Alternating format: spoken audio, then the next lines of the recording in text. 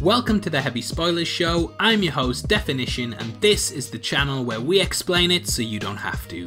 Avengers Endgame closes the original chapter of the MCU with an epic conclusion that feels satisfying on a lot of levels. Whilst this is the first film in the 22 movie franchise that doesn't feature any post-credit scenes, that doesn't mean that there aren't hints towards what could happen in the future.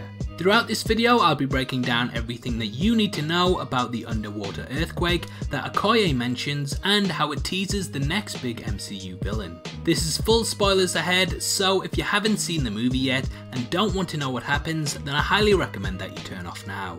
With that out the way, I just want to give a huge thank you for clicking this video. I hope you enjoy it. Now sit back, relax, and let's get into my breakdown of the underwater earthquake. Okay, so the scene happens early on in the film, almost immediately after the 5-year time jump that sees the world pretty much in ruins. Black Widow is currently the head of the Avengers, and she's called a holographic meeting to check on the state of play, not only on Earth but in the rest of the galaxy. It's during this discussion that Okoye mentions an underwater earthquake that recently happened off the coast of Africa. Unable to really react to it, Okoye states that there's nothing they can do about it, and that she will handle it by not handling it. In addition to this, Captain America later enters the scene and drops a line about whales in the Hudson River, which showcases that the ocean is beginning to creep into the more civilized areas of society. To me, it's pretty clear that Marvel are indeed teasing their next big bad with these two lines, which comes in the form of Namor the Submariner.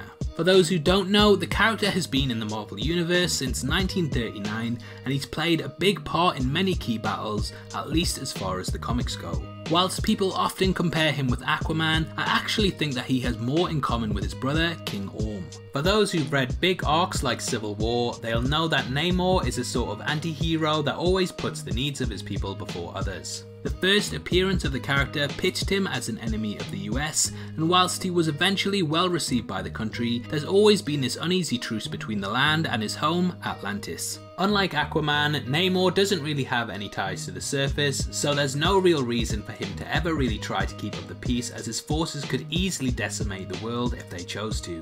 To me, this would make a very fitting villain going forward, and I can definitely see the MCU wanting to cash in on some of the hype around the billion-dollar DC property.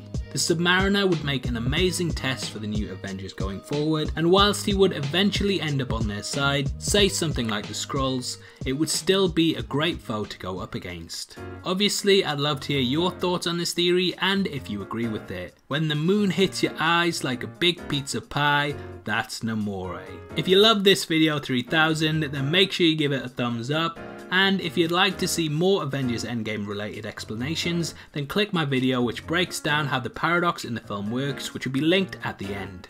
This is a channel for people who are super into superheroes, so if that's the kind of thing you like, hit subscribe. Thanks again for taking the time to watch this. I've been Deffinition, you've been the best, and I'll see you next time. Take care, peace.